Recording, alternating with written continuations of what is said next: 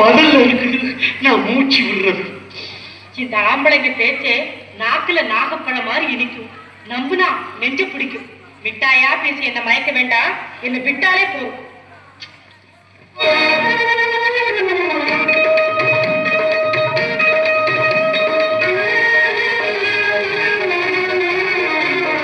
சின்னஞ்சிறு சிட்டே எந்த சீனா கற்கண்டே